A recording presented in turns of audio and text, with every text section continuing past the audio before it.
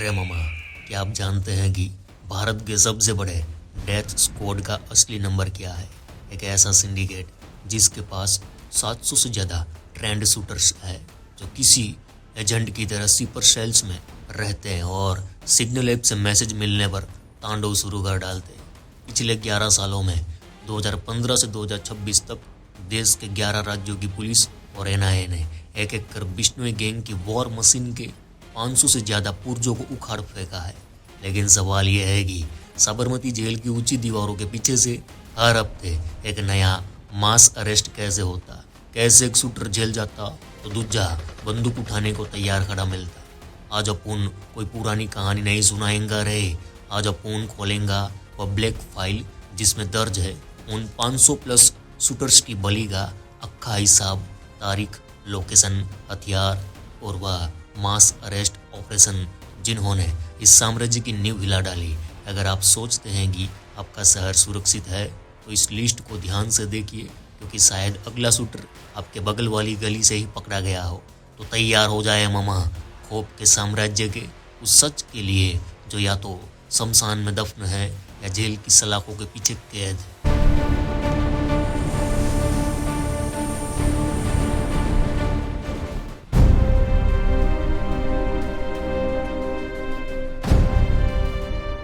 केम छो मजा मार है मामा। ये साल 2018 की वह तपती दोपहर थी जब हैदराबाद की गलियों से एक गिरफ्तारी हुई जिसने भारतीय सुरक्षा एजेंसियों की नींद उड़ा डाली। वह नाम था संपत नेहरा। नेहरा कोई मामूली अपराधी नहीं था रे, वह नेशनल लेवल का एथलीट था जिसके पिता खुद पुलिस में थे। लेकिन जब उसे पकड़ा गया तो खुलासा हुआ कि वह बॉलीवुड के सुल्तान सलमान खान की हत्या करने के वास्ते हफ्तों से मुंबई की रेकी कर रहे था। नेहरा की गिरफ्तारी इस गैंग की पहली ऐसी हाई प्रोफाइल बली थी जिसने बिश्नोई गैंग के उस खतरनाक इरादे को दुनिया के सामने रखा। लेकिन ये तो बस शुरुआत थी रे। 2020 और 21 के बीच जब अक्खी दुनिया कोरोना की खामोशी में डूबी थी, बिश्नोई गैंग ने दिल्ली एनसीआर में अपना सबसे बड़ा गठबंधन तैयार कर लिया। नाम था संदीप उर्फ काला जठेड़ी। जुलाई 2021 में उत्तर प्रदेश के सहारनपुर से जब जठेड़ी और उसकी लेडी डॉन अनुराधा चौधरी को दबोचा गया, तब पहली बार दुनिया को समझ आ गया लगा कि यह गैंग अब लोकल नहीं रहा। इन सालों में पुलिस ने 50 से ज्यादा छोटे बड़े गुर्गों को पकड़ा, जिसमें राहुल उर्फ सांगा और कपिल नेहरा जैसे नाम शामिल थे। ये वो दौर था जब गैंग ने देसी कट्टों को छोड़कर विदेशी ग्लोक पिस्टलें चलाना शुरू कर दिया था। हर गिरफ्तारी के साथ एक नई कहानी सामने आ रही थी कि कैसे जेल में बैठा एक शख्स फेसबुक और इंस्टाग्राम के जरिए युवाओं के खून में खौफ का जहर घोल रहा है।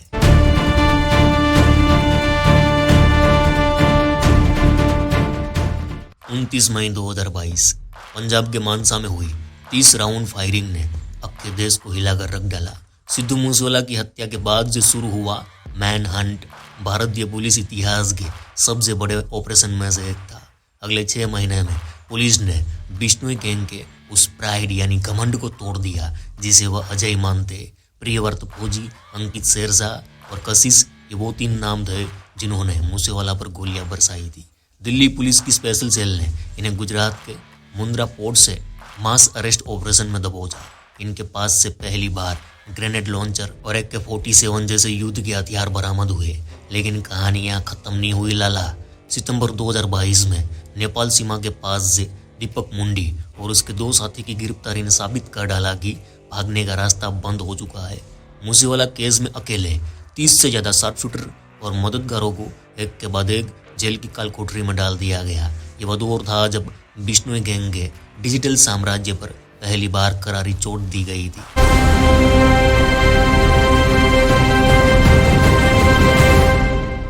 साल 2023 की शुरुआत में बिश्नोई गैंग ने साबित कर डाला कि वे सिर्फ पंजाब या दिल्ली तक सीमित नहीं।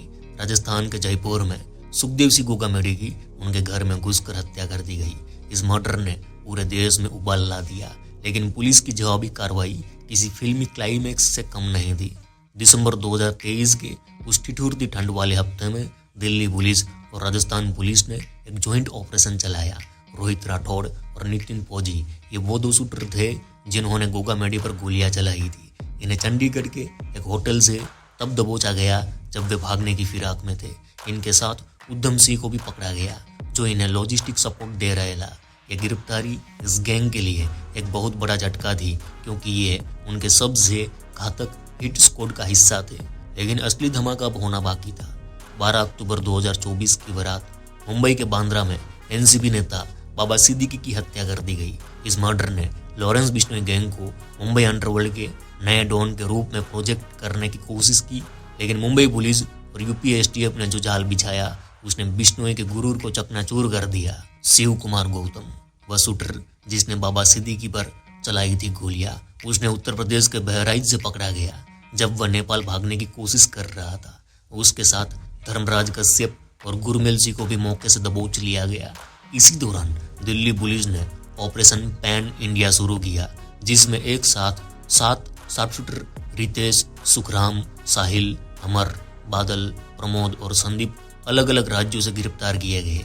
यह एक ऐसा मास अरेस्ट था जिसने बिश्नोई के उस नेटवर्क को एक्सपोज कर दिया जो त्योहारों के सीजन में दिल्ली और मुंबई को दहलाने की साजिश रच रहा था।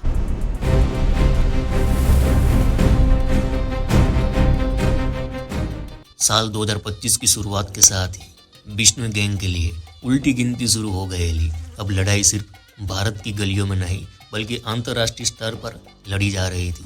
सुरक्षा एजेंसियों ने अब सीधे उन चेहरों को निशाना बनाया जो विदेशों में बैठकर भारत में मौत का खेल खेल रहे थे।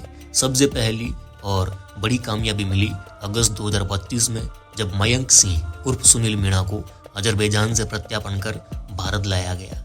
मयंक झारखंड और बिहार के कोयला व्यापारियों से करोड़ों की रंगदरी वसूलता और बिश्नोई के लिए हथियारों की सप्लाई लाइन संभालता।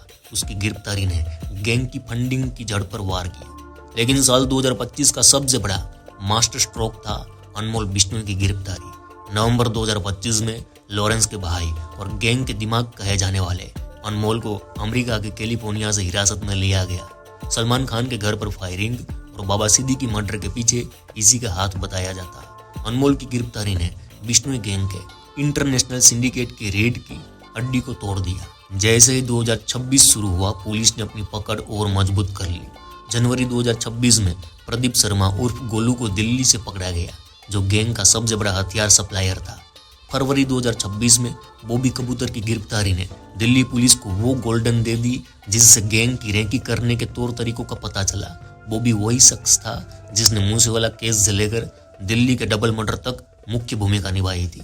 फरवरी 2026 के आखिरी हफ्ते में बवाना के एक एरिया से 5 शूटर रणदीप, कपिल, सुमित और अन्य को मुठभेड़ के बाद दबोच लिया गया। इनके पास से जिगाना और ग्लॉक विदेशी पिस्टलों का जखीरा बरामद हुआ। गिरफ्तारी ने साबित कर दिया कि अब बिश्नोई गैंग का कोई भी शूटर पुलिस की नजरों से बच नहीं सकता।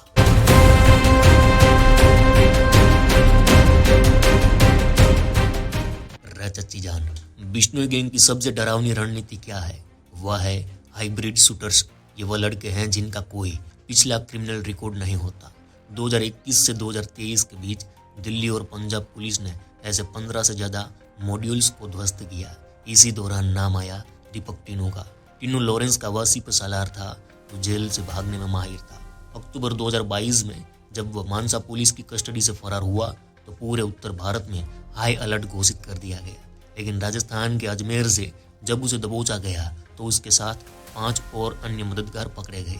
यह एक ऐसा मास्ट अरेस्ट था जिसने गैंग के उस सुरक्षित ठिकाने का पर्दाफाश किया जहां शूटर्स को पनाह दी जाती थी। इसी दौर में अक्षय अंतिल और नरेश सेठी जैसे नाम सामने आए। नरेश सेठी वह शूटर था जो झज्जर और रोहतक बेल्ट में बिश्नोई का मौत का सौदागर माना जाता। उसकी गिरफ्तारी के साथ ही पुलिस ने 8 अन्य गुर्गों को उठा लिया जो टोल प्लाजा और शराब के ठेकों पर रंगदारी का सिंडिकेट चला रहे थे। ये वो बलि थी जिसने हरियाणा में बिश्नोई के आर्थिक साम्राज्य की कमर तोड़ दी।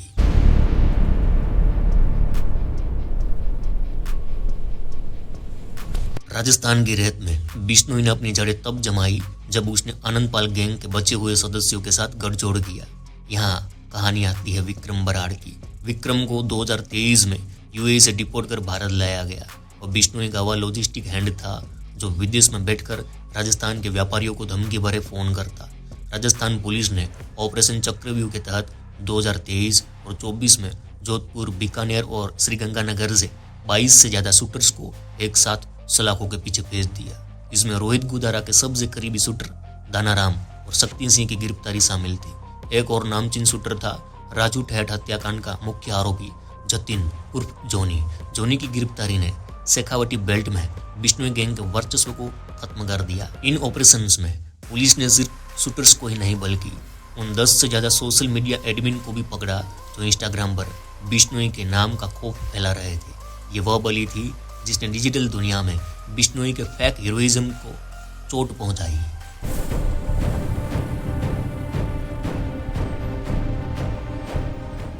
– 2025 और 26 के ऑपरेशन में पुलिस ने बिश्नोई गैंग के उस हाईटेक चेहरे को बेनकाब किया जिसे देखकर एनआईए भी दंग रह गई। जनवरी 2026 में पंजाब और राजस्थान बॉर्डर पर एक ज्वाइंट ऑपरेशन हुआ। यहां से 8 शूटर्स को पकड़ा गया जो सीमा पार से आने वाले ड्रोन कंसाइनमेंट का इंतजार कर रहे थे। इनके पास से पहली बार मैग्नेटिक बम और नाइट विजन डिवाइस बरामद हुए। ये वह शूटर्स थे जिन्हें विशेष रूप से हाई प्रोफाइल नेताओं की गाड़ियों को निशाना बनाने के लिए तैयार किया गया था। फरवरी 2026 में दिल्ली पुलिस ने ऑपरेशन साइलेंट नाइट चलाया। इसमें 6 शूटर सन्नी, मोनू, रोहित सहित अन्य पकड़े गए जो डार्क वेब्स के जरिए बिटकॉइन में अपनी पेमेंट ले रहे थे। ये शूटर्स इतने शातिर थे कि ये अपनी लोकेशन हर 2 घंटे में बदल लेते। इनकी गिरफ्तारी ने साबित कर दिया कि अब बिश्नोई गैंग सिर्फ बंदूक का नहीं बल्कि कोडिंग और तकनीक का भी सहारा ले रहा है।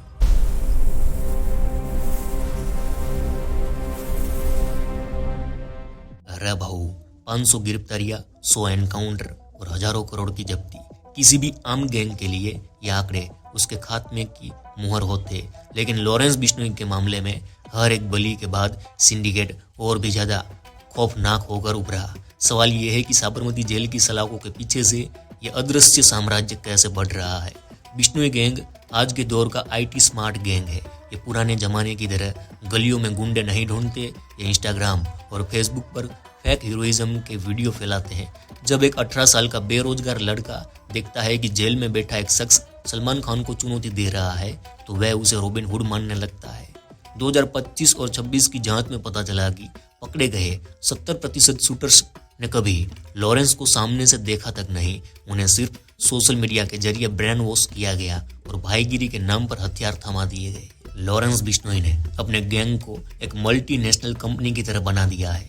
इसमें कट आउट सिस्टम काम करता, यानी जो हथियार सप्लाई करता है उसे नहीं पता कि शूटर कौन है और जो रैकी कर रहा है उसे नहीं पता कि गोली कौन चलाएगा। नतीजा, अगर पुलिस एक मॉड्यूल को पकड़ती हुई है तो मुख्य साजिशकर्ता तक पहुंचने के सारे रास्ते पहले ही बंद कर दिए जाते। एक गया तो उसकी जगह लेने के लिए दूसरा बैकअप पहले तैयार कर दिया जाता है। गोल्डी बराड़, अनमोल बिश्नोई, रोहित गोदारा, ये वो नाम है जो भारत की पहुंच से दूर बैठकर सारा खेल खेल रहे। 2025 में अनमोल की गिरफ्तारी एक बड़ी जीत थी, लेकिन इस गैंग के सिपर सेल्स फिलीपींस, थाईलैंड और दुबई तक फैले हुए हैं। ये लोग वहां बैठकर सिग्नल और टेलीग्राम जैसे एनक्रिप्टेड एप्स के जरिए भारत में बैठे छोटे लड़कों को सुसाइड मिशन पर भेज देते हैं। पकड़े गए 500 से ज्यादा शूटरों में से कई सिर्फ पैसे के लिए नहीं बल्कि नाम के लिए गैंग में आते। बिश्नोई गैंग ने डर को एक करेंसी बना दिया। एक बड़ी हत्या और अगले दिन गैंग की रंगदारी की मांग 10 गुना बढ़ जाती है। इसी पैसे से नए हथियार खरीदे जाते और नए शूटर्स को सुविधाएं दी जाती। सबसे कड़वा सच यह है कि देश की सबसे सुरक्षित जेल तिहाड़, बठिंडा, साबरमती इस गैंग के लिए नेटवर्किंग हब बन चुकी है। यहाँ लॉरेंस को नए साथी मिलते हैं और यहीं से वह अन्य गैंग के साथ गठजोड़ करता है। जेल के अंदर मोबाइल का पहुंच पाना इस गैंग की ऑक्सीजन है जिसे सिस्टम आज तक पूरी तरह नहीं काट पाया। 500 से ज्यादा शूटर्स की यह बलि सिर्फ आंकड़े नहीं है, ये एक जलती हुई चेतावनी है। लॉरेंस बिश्नोई का साम्राज्य इसलिए नहीं बढ़ रहा कि वे अजय है, बल्कि इसलिए बढ़ रहा क्योंकि हमारा समाज और हमारी तकनीक उसे नए मोहरे दे रही है। 2015 से 2026 तक की ये फाइल हमें बताती है कि जब तक युवाओं के दिमाग से बंदूक के ग्लैमर को नहीं निकाला जाएगा तब तक मास अरेस्ट के ये चैप्टर कभी खत्म नहीं होंगे। आज ये 500 है, कल 1000 हो सकते हैं, लेकिन याद रखिए इस रास्ते की हर मंजिल सिर्फ एक ही जगह खत्म होगी, शमशान में दफन या जेल में कैद। तो मामा, ये थी आज की पूरी डॉक्यूमेंट्री। हमारी इन्फॉर्मेशन आपको कैसी लगी कमेंट में जरूर बताना। तो आज के लिए बस इतना ही। चलो इस गुज्जू भाई का राम राम, मिलते हैं फिर और लाइक सब्सक्राइब जरूर करें।